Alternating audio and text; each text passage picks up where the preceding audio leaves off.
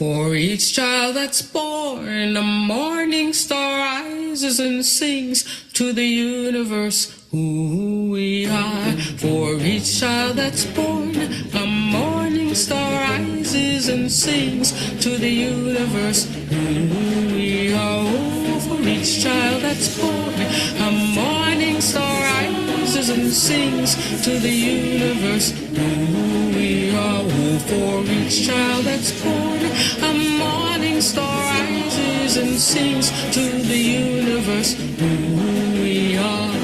We are our grandmother's prayers, and we are our grandfather's dreamings, and we are the breath of our ancestors. We are the Spirit of God. We are mothers of courage, fathers of time, daughters of dust, and the sons of great visions. We're sisters of mercy, brothers of love, lovers of life, and the builders of nations. We're seekers of truth, keepers of faith, makers of peace, and the wisdom of ages. We are our grandmother's prayers. We are our grandfather's dreamings, and we are the breath of our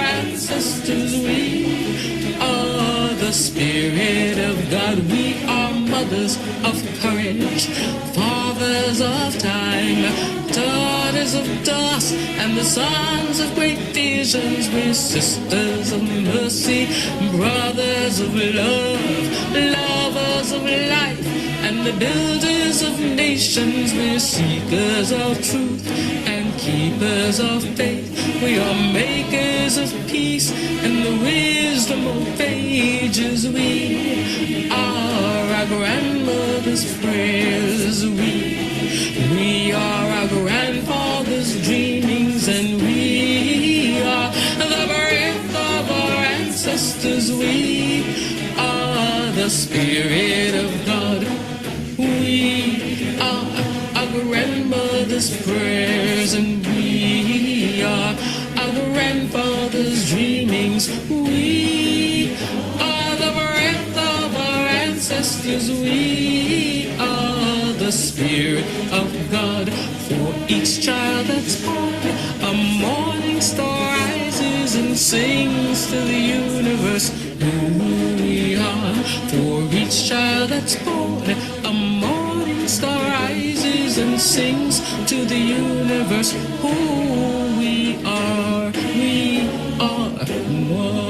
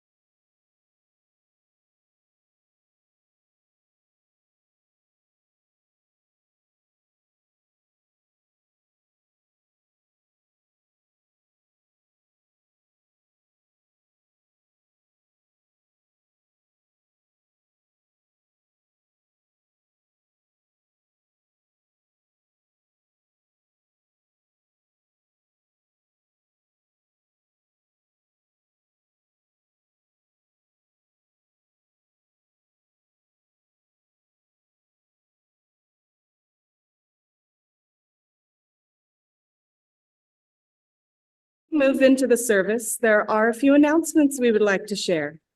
We will mention several websites, email addresses, and phone numbers. At the end of the service, we will leave up a slide with all of this information, and it is also available on our website. The monthly UUCR newsletter comes out on the first of every other month by email and, per request, by postal mail.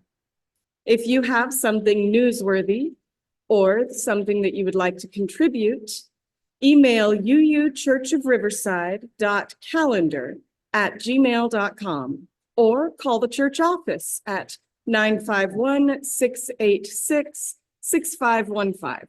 If you would like to be added to our mailing list, please contact the church office. We are sad to announce that our dear friends Lee and Linda Greer and family will be moving to Montana in August. Please join us for a potluck pool party at Pat Kawunder's home on Saturday, July 27th at 2 p.m. to send them off with our love and best wishes. A sign-up sheet will be available at the entrance table for those who can bring something to share. Today is Tinka and Nick's 50th anniversary, and everyone is invited to help them celebrate with cake after the service. Congratulations.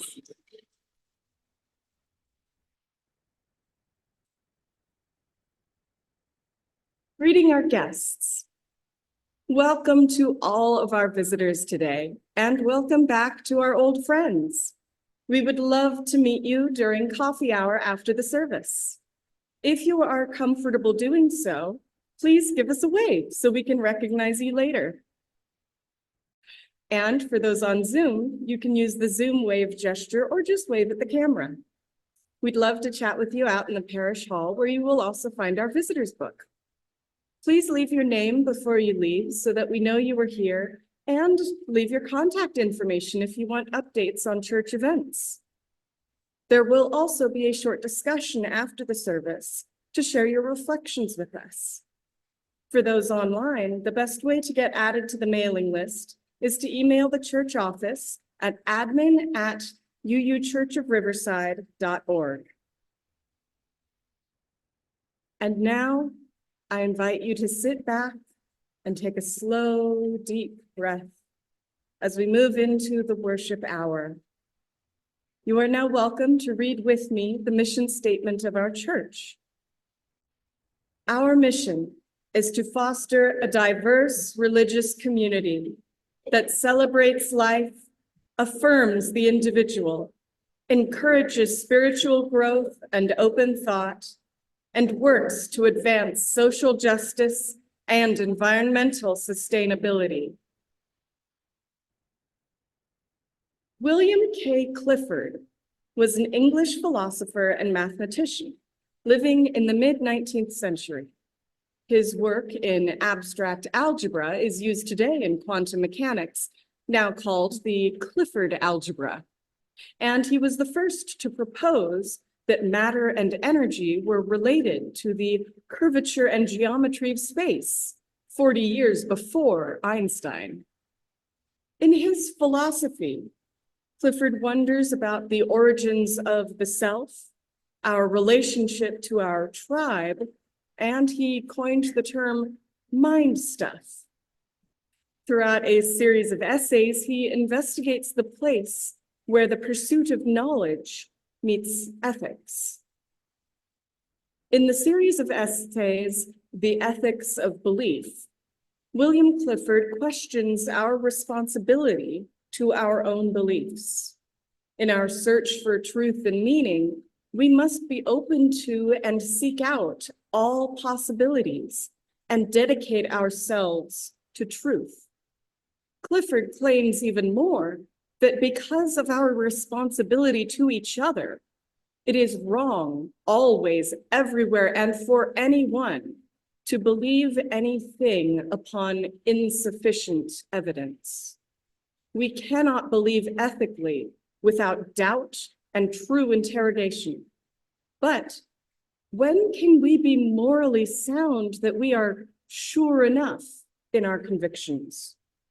We all rely on and have a duty to the shared knowledge and trustworthy practices of society. But when should we be skeptical of bad actors? And when should we concede our ignorance to the experts? All of us together, with the guidance of evidence and reason, can journey towards truth.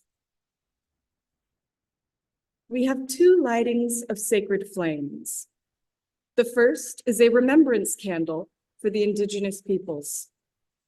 We remember that underneath us right now is the unceded land of Indigenous peoples, the Serrano, the Cahuilla, the Luiseño, and the Cupeño. We light this sacred flame in their remembrance and in recognition of their continuing struggle for self-determination and dignity.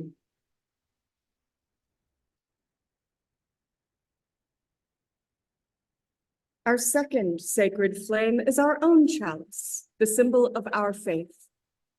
Our reading today is Drawn Together by Jennifer Grayson. We come together every week, bound not by a creed or a mutual desire to please one God or many gods, yet we are drawn together by a belief that how we are in the world, who we are together, matters. We light this chalice together in the knowledge that love, not fear, can change this world.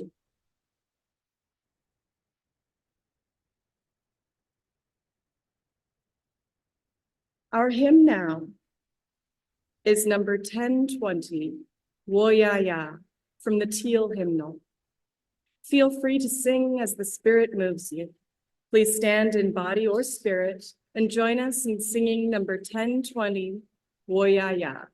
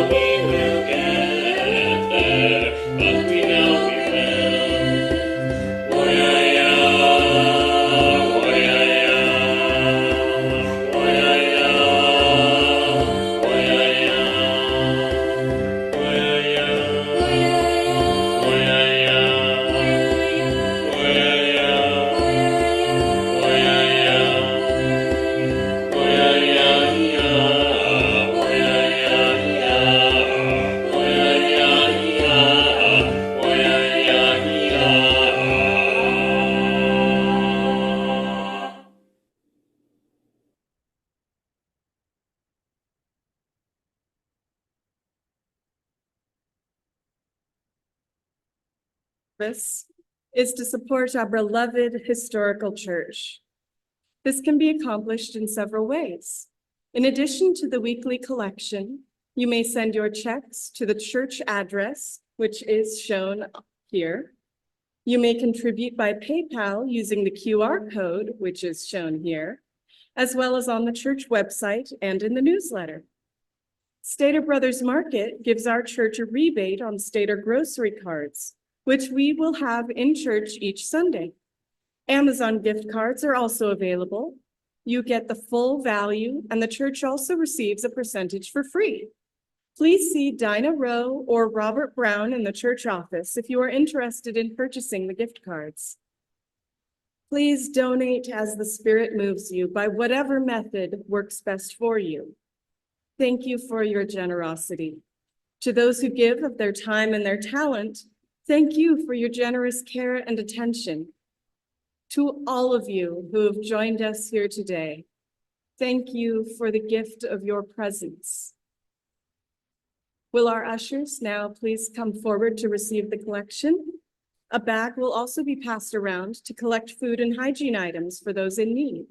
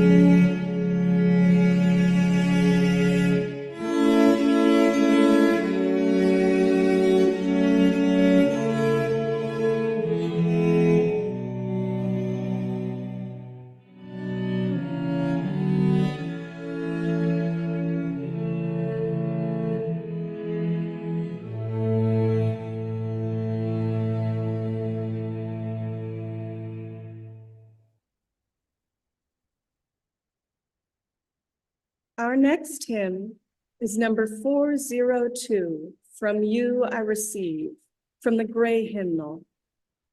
Feel free to sing as the Spirit moves you. Please stand in body or spirit and join us in singing hymn number 402, From You I Receive.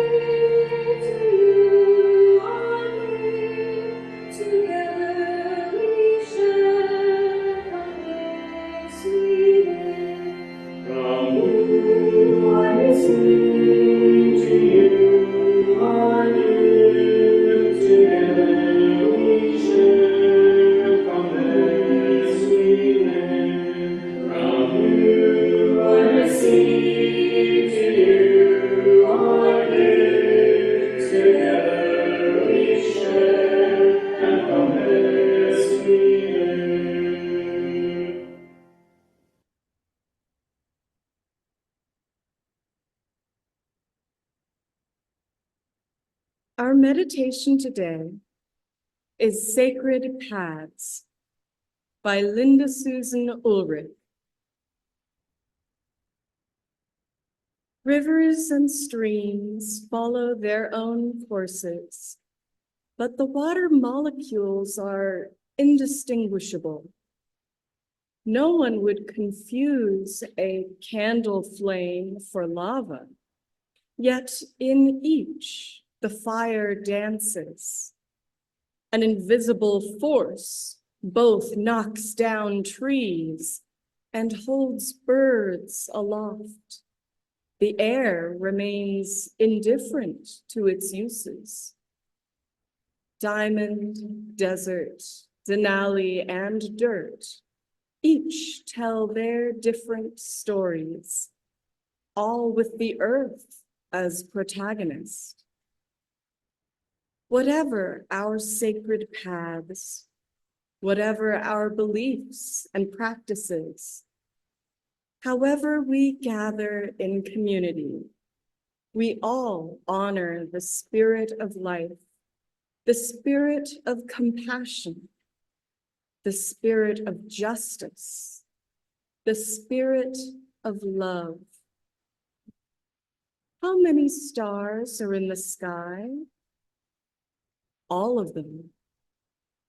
Blessed be. Now let us pause for a moment of silence and reflection.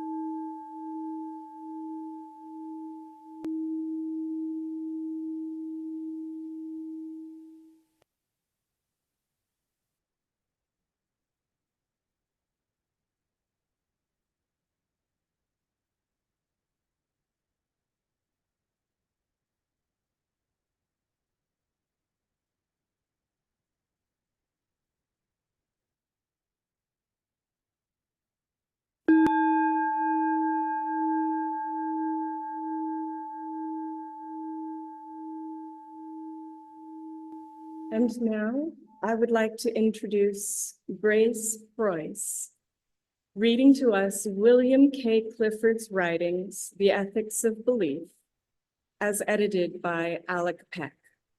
This reading is a series of excerpts edited for this sermon from Clifford's three-part essay, The Ethics of Belief. You can find the full text in his original words online for free at the link shown on the slide.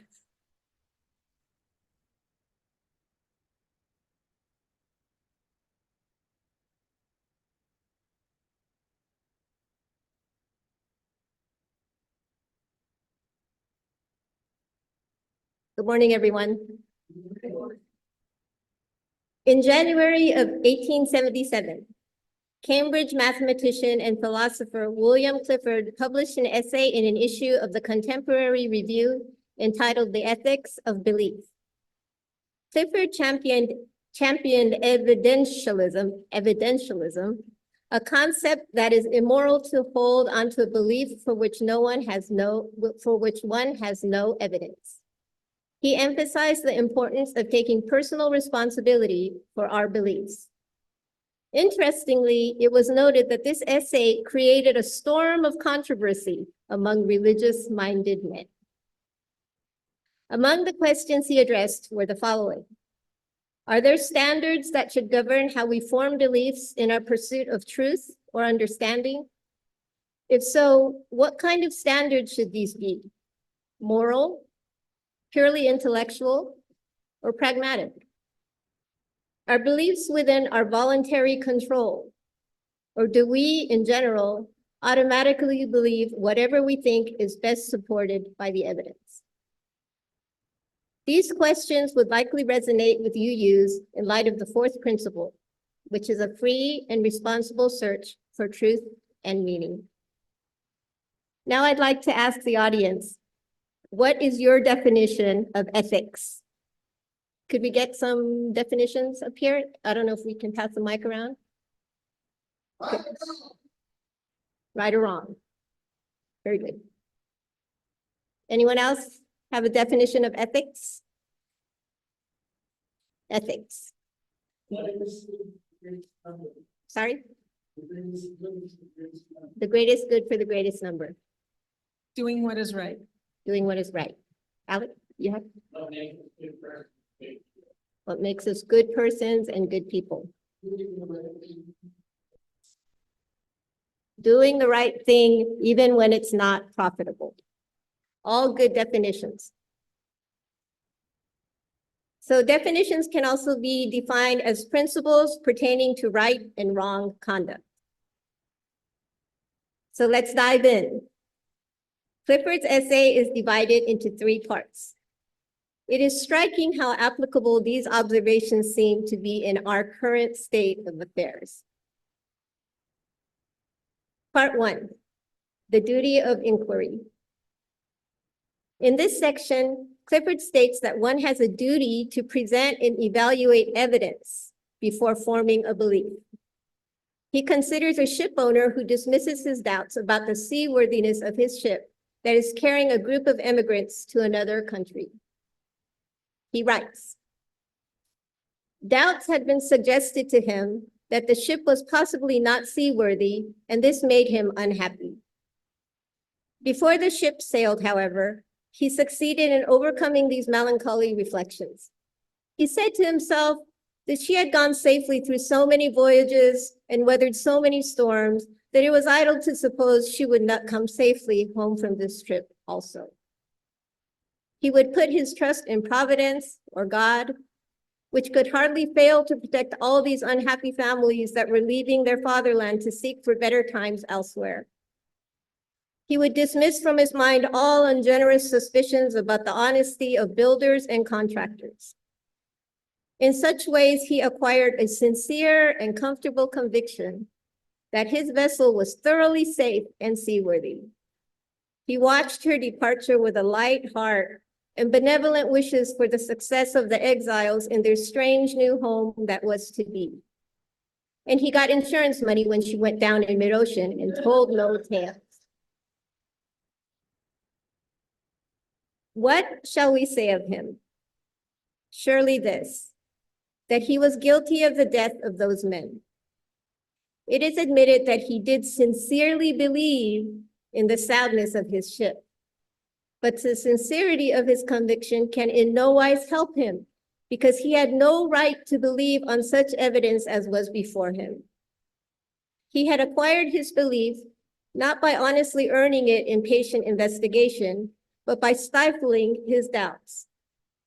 And although in the end he may have felt so sure about it that he could not think otherwise, yet inasmuch as he had knowingly and willingly worked himself into that frame of mind, he must be held responsible for it.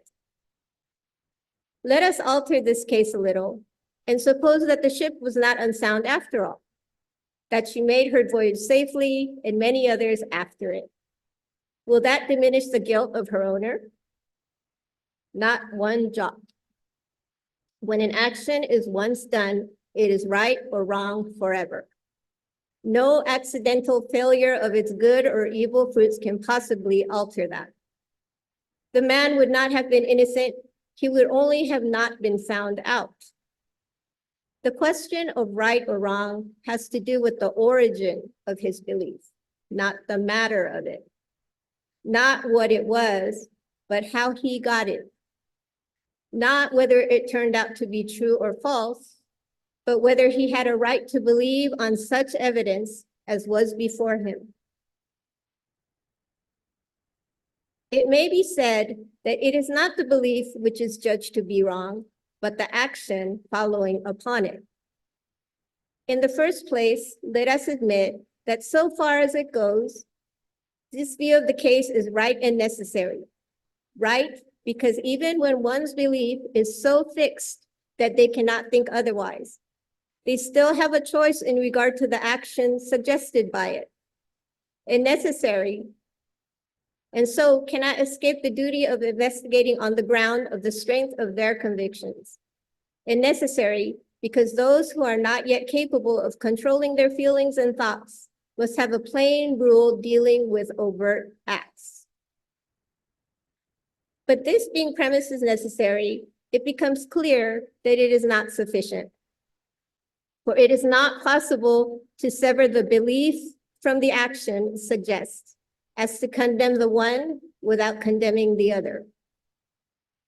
No one holding a strong belief on one side of a question, or even wishing to hold a belief on one side, can investigate it with such fairness and completeness as if they were really in doubt and unbiased, so that the existence of a belief not founded on fair inquiry unfits one for the performance of this necessary duty.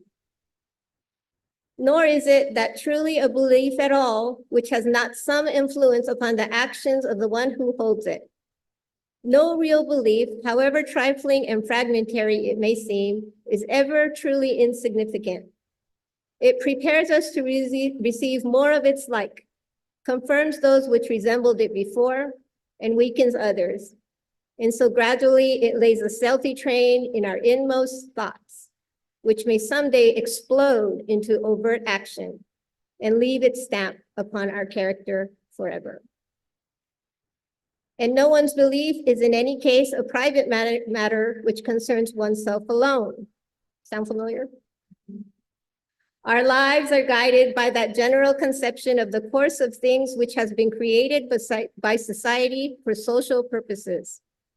Our words, our phrases, our forms and processes and modes of thought are common property, fashioned and perfected from age to age, an heirloom which every succeeding generation inherits as a precious deposit and a sacred trust to be handed over to the next one, not unchanged, but enlarged and purified with some clear marks of its proper handiwork. In the cases which have been considered, it has been judged wrong to believe on insufficient evidence or to nourish belief by suppressing doubts and avoiding investigation. The reason of this judgment is not far to seek. It is that in both these cases, the belief held by one man was of great importance to other people. Belief, that sacred faculty which prompts the decisions of our will and knits into harmonious working all the compacted energies of our being, is ours not for ourselves, but for humanity. It is desecrated when given to unproved and unquestioned statements for the solace and private pleasure of the believer. It is true that this duty is a hard one, and the doubt which comes out of it is often a very bitter thing. It leaves us bare and powerless where we thought that we were safe and strong. It is the sense of power attached to a sense of knowledge that makes us desirous of believing and afraid of doubting. This sense of power is the highest and best of pleasures when the belief on which it is founded is a true belief and has been fairly earned by investigation. For then we may justly feel that it is common property and holds good for others as well as for ourselves. Then we may be glad, not that I have learned secrets by which I am safer and stronger, but that we all got mastery over more of the world. Habitual carelessness about what I believe leads to habitual carelessness in others about the truth of what is told me. We speak the truth to one another when we each revere the truth in our own mind and in the other's mind. But how shall my friend revere the truth in my mind when I myself am careless about it, when I believe things because I want to believe them and because they are comforting and pleasant? Will he not learn to cry peace to me when there is no peace? By such a course, I shall surround myself with a thick atmosphere of falsehood and fraud, and in that I must live. To sum up, it is wrong always, everywhere, and for anyone to believe anything upon insufficient evidence. Let me fortify this judgment with a sentence from Milton. A man may be a heretic in the truth, and if he believes things only because his pastor says so, or the assembly so determined, without knowing any other reason, though his belief be true, yet the very truth he holds becomes his heresy. But, says one, I give this argument, I am a busy man. I have no time for the long course of study which would be necessary to make me in any degree a competent judge of certain questions, or even able to understand the nature of the arguments. Then he should have no time to believe. Okay, so here I'd like to get your opinion. There are two more parts to this essay. Just wondering if you'd like to take a short break before we hear the second part, or if we should split this into another service. So could I get a show of hands? You take a short intermission and like mull this through and then come back for the rest of it, or should we save the rest of it for another service? Okay, we have one continue, Ralph? Continue to continue? Okay. For me. It's very wordy. And Sandra? Okay, anyone else? Stay? Okay, so we have, I think, 3 stays and one split. So Sandra, you could see the rest of this on YouTube. Yeah, all right, thank you for coming. Okay, I'm gonna take a break for 1 minute.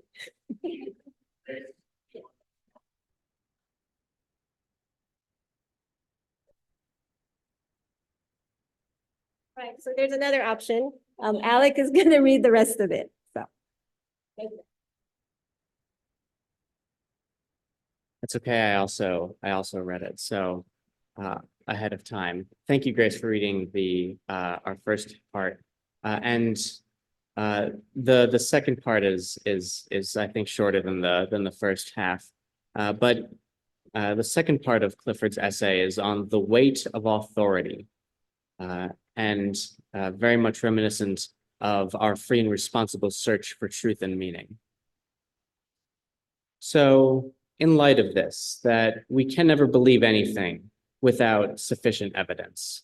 So are we then to become universal skeptics, doubting everything, afraid always to put one foot in front of the other until we have personally tested the fitness of the road? Are we to deprive ourselves of the help and guidance of the vast body of knowledge which is daily growing upon the world, because we, nor any other person, could possibly test 100th of it by an immediate experiment or observation, and because it would not be completely proved even if we did? Shall we steal and tell lies simply because we have no personal experience wide enough to justify the belief that it is wrong to do so? What shall we say of that authority, more venerable and august than any individual witness, the time-honored tradition of the human race? An atmosphere of beliefs and conceptions has been formed by the labors and struggles of our many forefathers, which enables us to breathe amid the various and complex circumstances of our lives. It is around and about us and within us. We cannot think except in the forms and processes of thought which our culture has supplied. Is it possible to doubt and to test it? And if possible, is it even right? We shall find the answer that it is not only possible and right, but that it is our duty, that the main purpose of this tradition of knowledge itself is to supply us with the means of asking questions.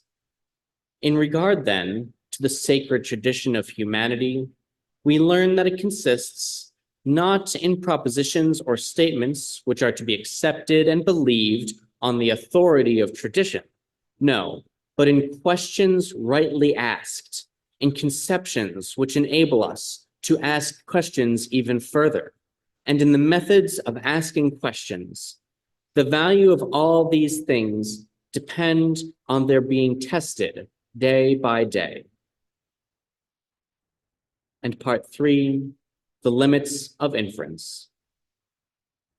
The question, in what cases we may believe that which goes beyond our experience, is a very large and delicate one, extending to the whole range of scientific method and requiring a considerable increase in the application of it before it can be answered with anything approaching to completeness. But one rule lying on the threshold of the subject, of extreme simplicity and vast importance, may here be touched upon and shortly laid down. You can tell this was written 150 years ago. A little reflection will show that every belief, even the simplest and most fundamental, goes beyond experience when regarded as a guide to our own actions.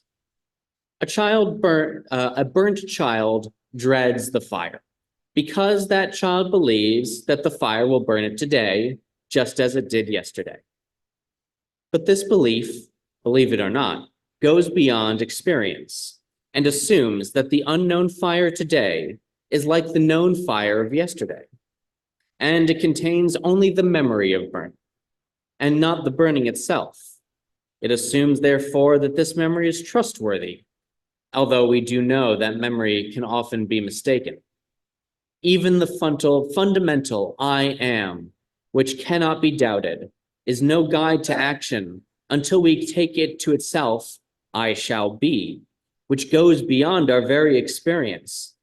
The question is not, therefore, may we believe what goes beyond experience, for this is involved in the very nature of belief, but how far and in what manner may we add to our experience in forming our beliefs?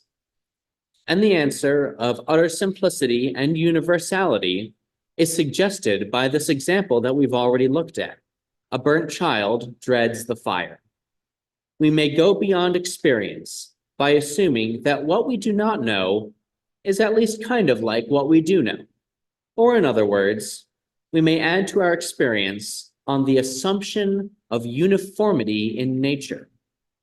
What this uniformity precisely is, how we grow in the knowledge of it from generation to generation, is a question with no easy answer.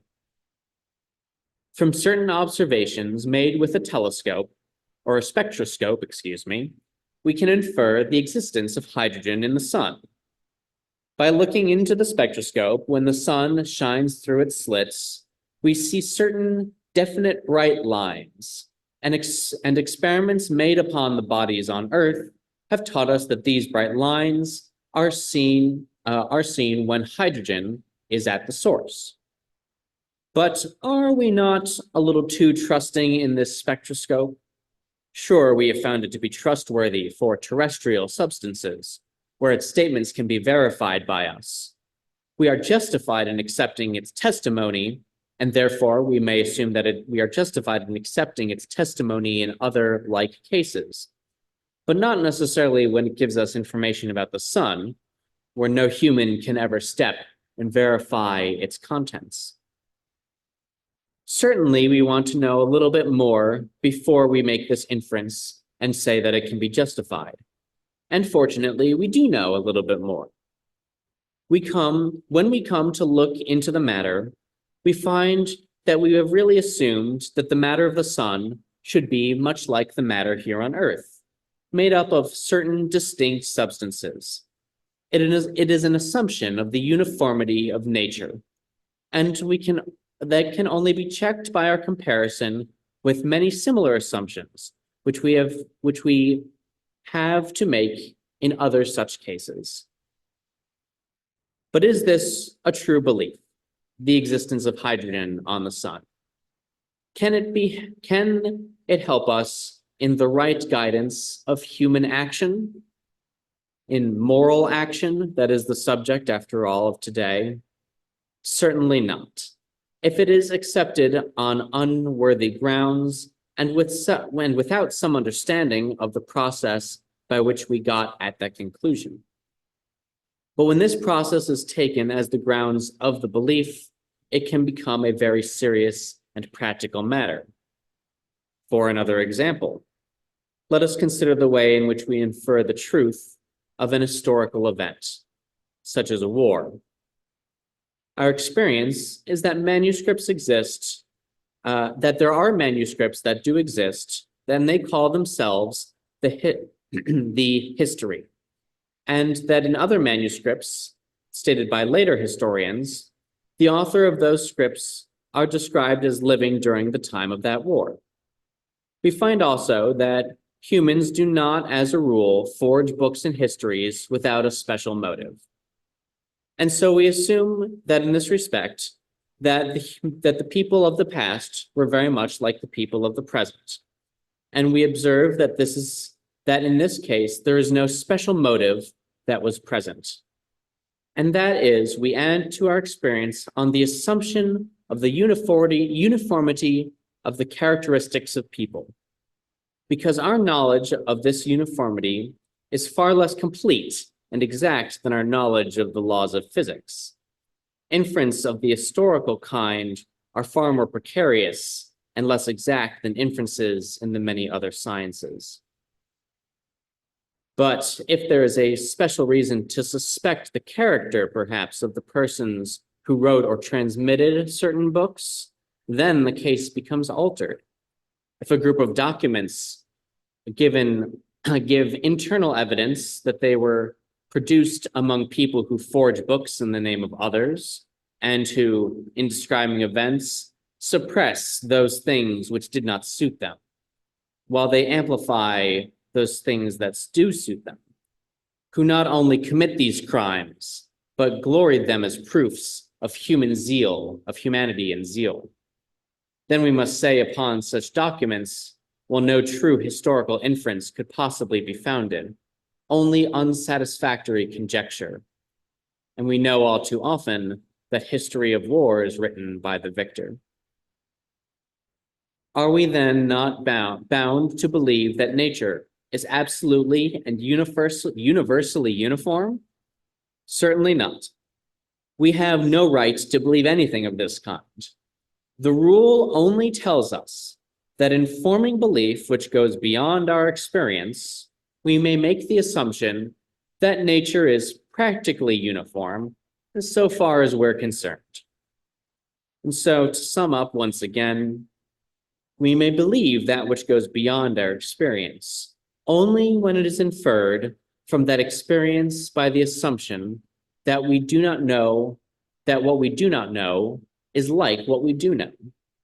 We may believe the statement of another person when there is reasonable ground to suppose that they know the manner in which they speak, that they really are an expert, and that they are speaking the truth so far as they know it.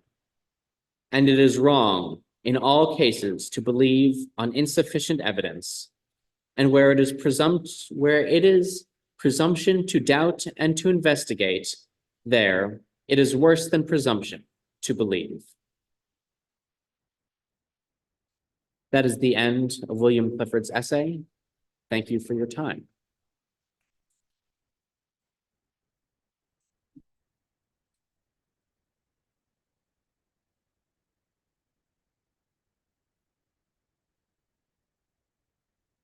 Our closing hymn is number 1007. There's a river flowing in my soul, from the Teal hymnal.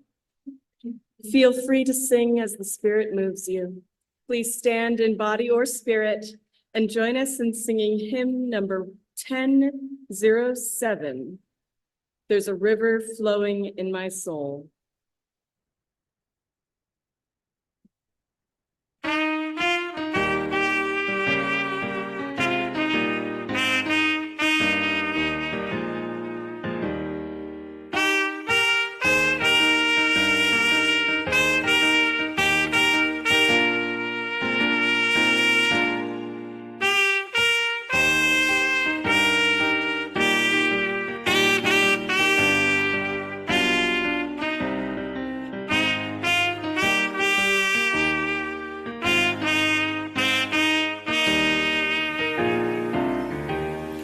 There's a river flowing in my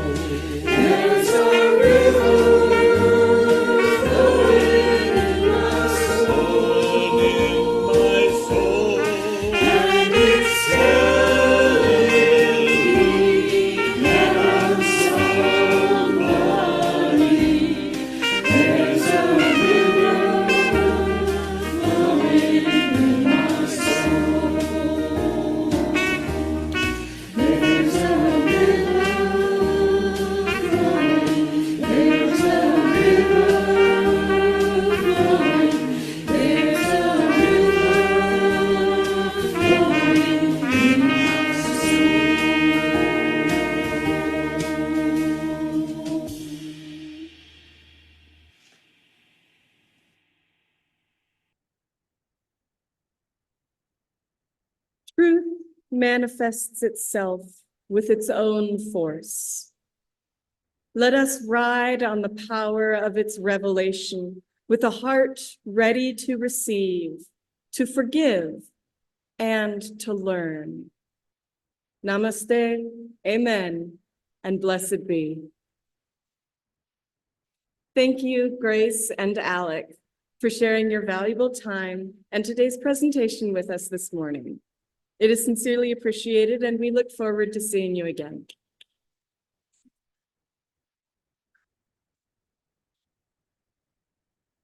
We will now have 10 to 15 minutes for a discussion following the service for those who wish to share their thoughts and observations on today's topic. Be aware that this will be included on the video that is posted on YouTube.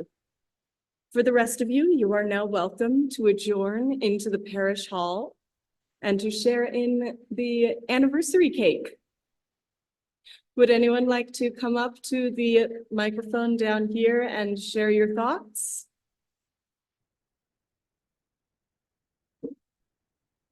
I don't know if this is appropriate or not, but I guess it was. Okay, Tim, okay, great to say, okay, Tim, it's your time now. Okay, it's my turn. I'm a motivational speaker. I'm going to take charge here. I've been redeemed, I've been redeemed, I've been redeemed. I've got the power, the everlasting power of Jesus Christ. I got off the streets and I'm not homeless anymore.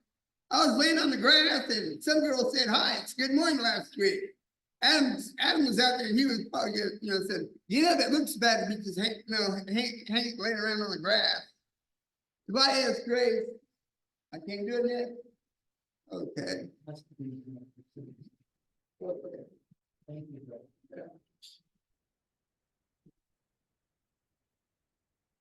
there anyone else who would like to share their thoughts about today's sermon? Grace?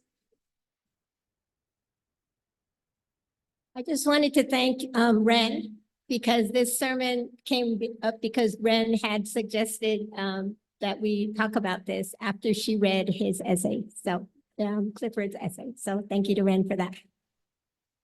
Thank you.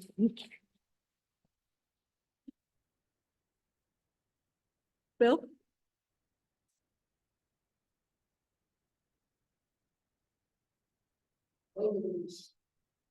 One sequence in there where it's the whole, if you didn't check the details and you're not 100% sure, then you're likely to have an accident of some form if it happens.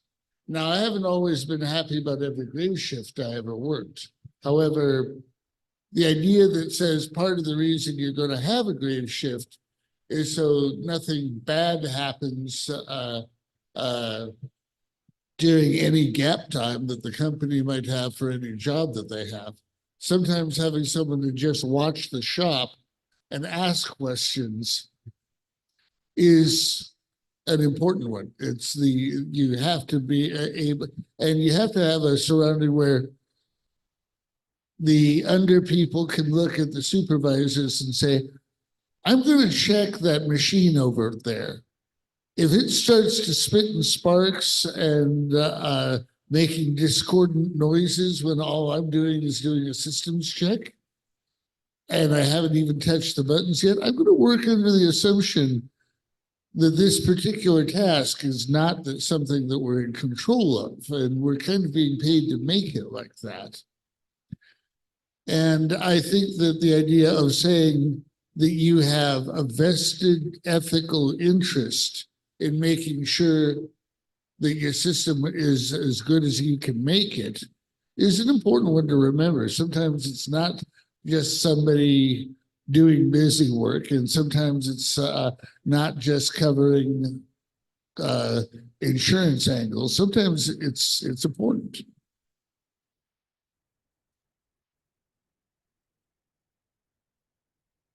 It makes me think that it's kind of like saying that we have the moral duty to be rather safe than sorry. Alec? Thank you. One thing that I read about as I was looking at this is that it's important to remember some of the context. Is that he was speaking, this was in Britain in the 1900s, so very, very Christian, very Protestant environment that he was speaking to. So when he gives this example of, oh, imagine an island where they don't even teach the gospel.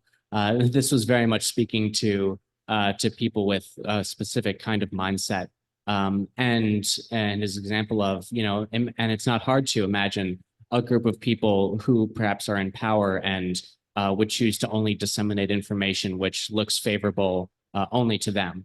And it's hard to, and I think it's an interesting place of balance of looking into, when do you trust authority and how do you properly build upon that all the knowledge, that we have to rely upon, not only what our parents told us, but all the generations before us. And that piece of universality, I think, when we walk down the street, it's so hard to remember and really, really remember that each person that we walk by has a vibrant inner universe and a history that's just as, beautiful and complex as our own. And that, and it's hard to remember that in every stranger, that they truly are very much like us in many ways. Mhm.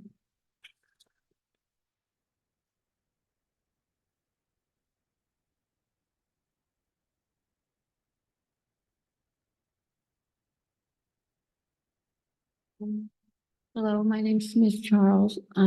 I've been gone for a while. I had fell and broke my hip and I had to recover from all that and have blood poisoning. So I've been out for a while. I'm just now coming back to church again and I feel very happy that I'm going to try to do this all again. And I wish everybody a blessed day. Bye. Thank you. Welcome back. It's wonderful to have you back.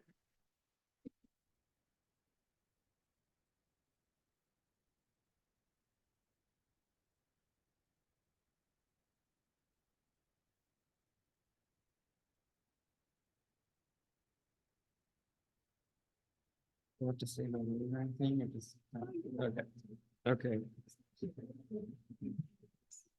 Thank you, appreciate that. I found these paragraphs from this author very, very interesting. And I've often myself struggled with what is true, what have I been told, and what is most comfortable to believe. As I was listening to this and considering one thing that he said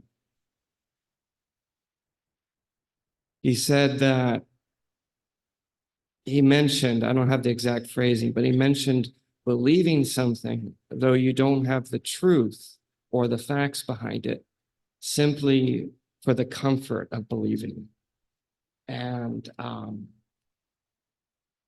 it reminds me of, excuse this silly little example, but it reminds me of when I first heard of people watching on YouTube, professional organizers. They'll go into your room, they'll record it, and they'll organize everything. And I would judge them so hard. I was like, why are you watching someone clean a room? What's the point of it? And wait a couple months and I have TikTok on my phone and I'm spending hours of people watching fix things. And I love it. I get the pleasure of fixing something without actually doing it. And to me, that's what it's like to believe something without looking at the facts. You get the pleasure of the protection of that belief without the facts, without putting in the work. And that example helps me. And I'm saying it so it does help me because it encourages me. Yes, Jonathan, it's unpleasant to question your beliefs. Yes, it takes time, it takes effort, But just like that effort I put into fixing my little motorcycle or fixing my car, not only do I get the pleasure of that result of the fixed car, but I also have a fixed car. So it's not always easy for me to question my beliefs, but I believe that's what I'm called to do. And I believe that's the best thing that I can pass on to my community and to my son. Thank you. Thank you.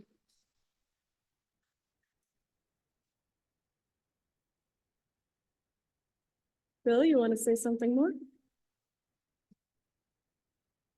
Especially after hearing his words. There's a simple little phrase that they used to use when part of it is ethics. This is ethics, slightly dirty under the chin cousin. Follow the money. If I have if I feel ethically smug after giving you a particular deal, it might be because that deal unfairly sets me up for a form of mastery which I have in absolutely no way earned. How many times have we looked and said, oh, they're not ready for democracy? Translation, I intend to keep sticking these guys over every market price that I can think of. Oh, they're not ready for deep thought. Oh, that means I've got a coaching job or something that I've got set up. It's not nice, but when in doubt, please realize that following the money, if you have a setup where ethically you're so cheesed, we're in polarized times politically. And if you get to a point where you are that angry at them that you said, man, I'd just like to see these people cook for a little bit. The response to that should probably be, you get to cook and stand there in the stove with them. You burn as bad, you cook as bad, or you can look at the process of treating each other properly and seeing if you can make a working civilization out of things. The ethics comes partially due to the money, following the money, and partially due to how can we treat each other right so that, what's that line, greatest good for the greatest number? It's that you treat it that way, and it cuts down a certain amount of the hypocrisy and whatnot you're making. Yeah. Is this a marketable wage? Maybe there should be some corporate higher up who attempts to live and do everything that they did on that fund. If they can't do it, then maybe the wages need to go up, and so on down the line. There's, along with the ethic that we have of it, should there be a third shift? Well, you probably are going to want to keep an idea of the operations of your plant and make sure everything's working. A lot of the should there be child-proof containers on medicines? Well, once we got in the point where we had weirdos who'd actually poison medicine, I'd like my kids to be as safe as they could be. Let's go ahead and make sure the safety measures are in place. Let's hire a few dozen doctors and make some things happen. But when in doubt, follow the money.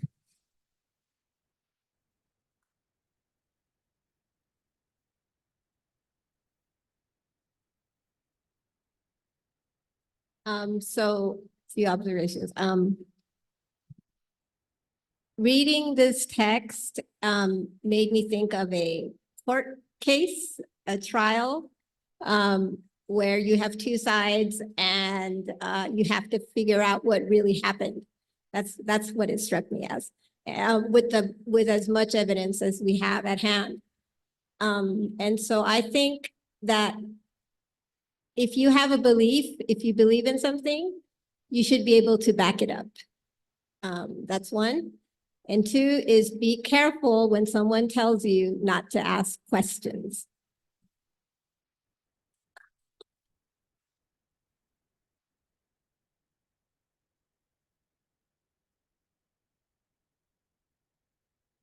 Well,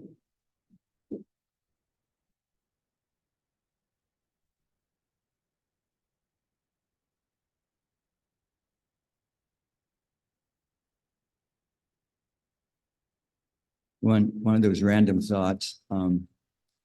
There's something about uniformity of not only what is known, but predicting uniformity of what is unknown. And I did think the shock that I felt, you might call it future shock almost, neodymium magnets in my lifetime, LEDs instead of tungsten in my lifetime, and the lithium-ion battery. Plus, when you realize that people used to be agrarian and now almost everybody lives in a city, to where the concept of raising food, it's like, oh, it must come from Central or South America. So I guess what I'm saying is sometimes the dynamic is so great of what you don't know that something just around the corner, which of course could be hellish, but on the other hand, it could be a super game changer. Thank you.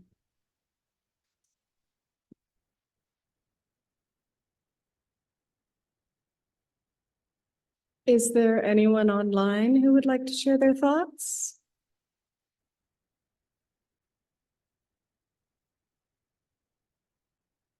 No? All right, if there are no further comments, thank you everyone for sharing your thoughts. And now please join us in the parish hall for further fellowship and cake.